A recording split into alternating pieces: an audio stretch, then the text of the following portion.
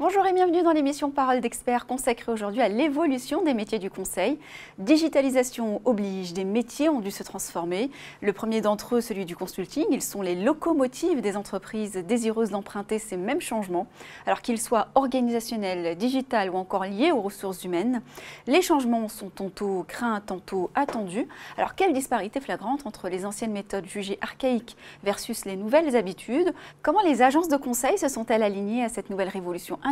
Et bien pour nous accompagner sur ce sujet avec moi sur le plateau, Olivier Paget, un des associés de Silad Consulting. Bonjour. Bonjour. Merci d'être avec nous pour faire un état des lieux finalement du métier du conseil à ce jour en France. Alors quel est-il? Écoutez, le marché se porte plutôt bien. C'est d'ailleurs un thermomètre qui indique que les entreprises veulent aller de l'avant. C'est plutôt un bon signe. Ceci dit, le rôle des consultants a évolué. Nous sommes employés un peu moins pour justifier des décisions ou pour apporter des informations ou des données aux entreprises. Nous sommes davantage employés pour agir, pour vraiment mener les projets à leur terme avec leurs équipes. Quel est aujourd'hui finalement, à vos yeux, l'impact du digital sur les métiers du conseil? Le digital impacte notre métier de manière assez profonde, et je le résumerai en 3 termes: l'innovation, l'expertise et l'agilité. L'innovation parce que les remises en cause dans les entreprises sont très profondes, ce qui veut dire qu'on est contraint à chercher des solutions qui ne sont pas éprouvées, et il est pour nous beaucoup plus difficile de transposer une solution d'un secteur à un autre. Donc nous devons vraiment innover dans les entreprises. La deuxième chose, c'est l'expertise. On ne peut pas intervenir sur des problématiques digitales qui sont au cœur des préoccupations de toutes les entreprises sans avoir nous-mêmes des compétences dans ce domaine. Ce qui veut dire qu'on ne peut plus recruter simplement des généralistes. Nous devons aussi nous entourer de spécialistes, typiquement des data scientists, pour pouvoir vraiment opérer correctement. Et le dernier terme, c'est l'agilité, puisque finalement, toutes ces solutions digitales sont propres à chacune des situations dans toutes les entreprises. Donc la variété des situations est très importante. Et nous devons vraiment nous adapter à des situations où parfois le digital touche au processus interne ou aux relations de nos clients avec leurs clients. Parfois, ils utilisent le digital pour simplifier. Parfois, ils utilisent au contraire le digital pour enrichir leurs solutions. Donc nous devons faire preuve d'une grande agilité pour faire face à toutes ces situations. Alors, vous évoquez beaucoup de changements, de transformations. Finalement, quelles sont les disparités flagrantes aujourd'hui entre les anciennes méthodes qui sont jugées archaïques versus les nouvelles habitudes qui arrivent? Pour notre métier, ce qui change vraiment, c'est l'incertitude de l'environnement. Nos clients ne savent pas exactement où ils veulent aller. Donc on est passé d'un mode très linéaire d'intervention à un mode qu'on appelle mode agile. Souvent ce terme est utilisé. En fait, c'est une méthode itérative qui permet de travailler en impliquant les gens qui vont utiliser les solutions in fine, et sans avoir cet effet tunnel qui dit, traditionnellement, vous savez, on dit on va exprimer nos besoins de manière très très robuste et très exhaustive. Ensuite, on va faire des spécifications, etc. Maintenant, la méthode agile, c'est l'inverse de cela.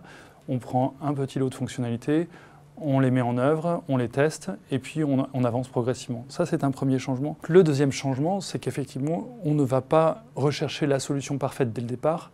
On va se mettre dans une logique de test and learn.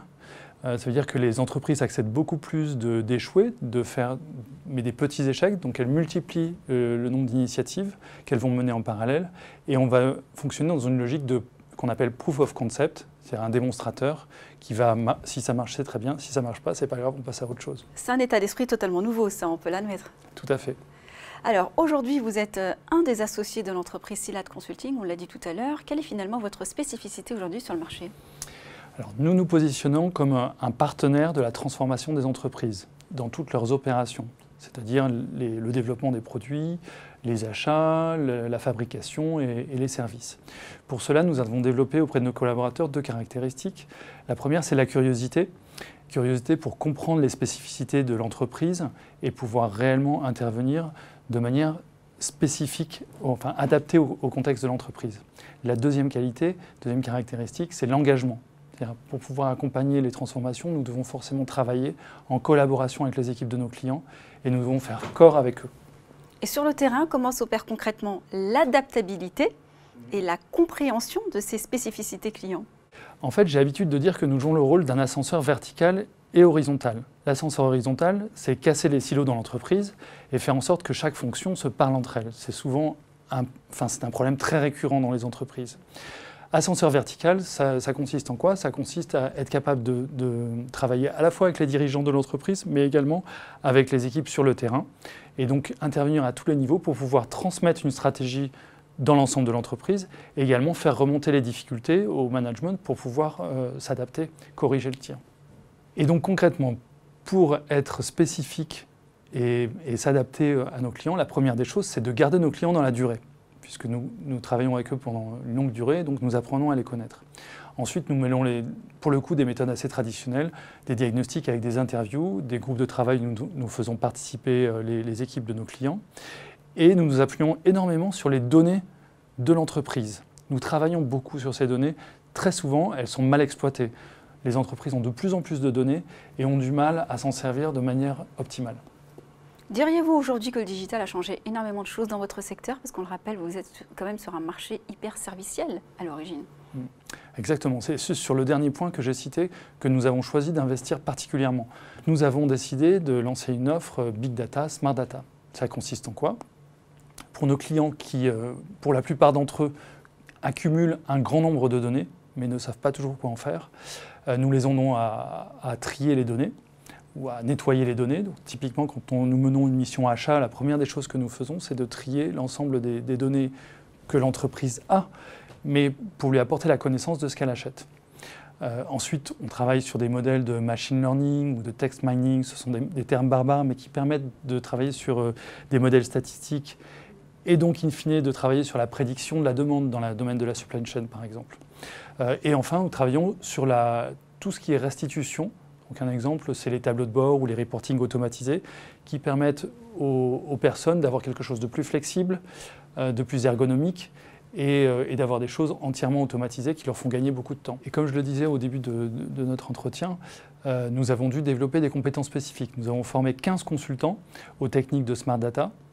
Et nous nous sommes rendus compte au bout de quelques mois que ce n'était pas suffisant. Donc nous avons créé une cellule dédiée. Donc nous avons 6 personnes dans une cellule de data science. Et avec donc cette vingtaine de personnes, nous pouvons travailler sur des projets sur lesquels soit on utilise le Smart Data pour les besoins de nos propres analyses, pour aller plus vite, soit nous utilisons ces techniques de Smart Data pour faire des démonstrateurs ou des proof of concept pour nos clients, leur démontrer l'intérêt du digital ou du Smart Data. Et troisième type d'intervention, nous les aidons à industrialiser ou à pérenniser des solutions de Big Data dans l'entreprise. Alors pour tenter de matérialiser ce qui a été dit jusqu'à présent, des exemples concrets. Alors qui sont vos clients par exemple et quelles sont les attentes du moment finalement?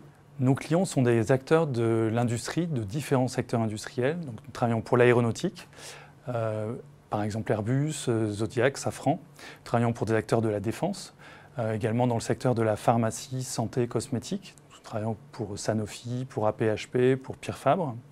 Et nous travaillons également dans le secteur de l'énergie et dans le secteur de l'immobilier. Pour tous ces clients, ils font face à de nombreuses incertitudes. Le digital apporte encore plus de nouveautés et d'incertitudes pour eux. Et ils ont bien compris que les consultants n'avaient pas une boule de cristal. Donc qu'est-ce qu'ils attendent des consultants? Ils attendent avant tout de la vitesse, c'est-à-dire les aider soit à établir une stratégie très rapidement ou une ligne directrice, et ensuite d'avancer, parce que la concurrence est là, il faut aller très vite. Donc nous devons leur apporter de la vitesse, et nous devons leur apporter une capacité d'exécution, ou une capacité d'entraînement de leurs équipes. Nous ne sommes plus des grands savants, finalement le savoir il est diffusé, il existe, il est disponible sur Google, il est disponible et accessible de tous. Ce que le consultant peut apporter, c'est l'énergie et le fait qu'il se démultiplie. Et le savoir-faire. Vos projets et perspectives d'avenir? Alors nous avons de nombreux projets d'expansion à l'international, après avoir ouvert l'Allemagne, et quand on parle du digital, nous avons la chance en France d'être assez en avance, et donc nous avons encore un chemin à faire assez important en Allemagne. Nous avons ouvert récemment un bureau en Suisse et nous allons également ouvrir un bureau au Maroc et en Asie. Autre projet, en fait, toute cette réflexion sur le digital nous amène à réfléchir à la manière dont nous allons exploiter ou nous allons capitaliser toutes les solutions de Big Data que nous développons au fil de nos missions. Merci infiniment pour votre intervention et pour votre expertise. Merci à vous de nous avoir suivis. On se retrouve bientôt pour un prochain numéro Parole d'expert.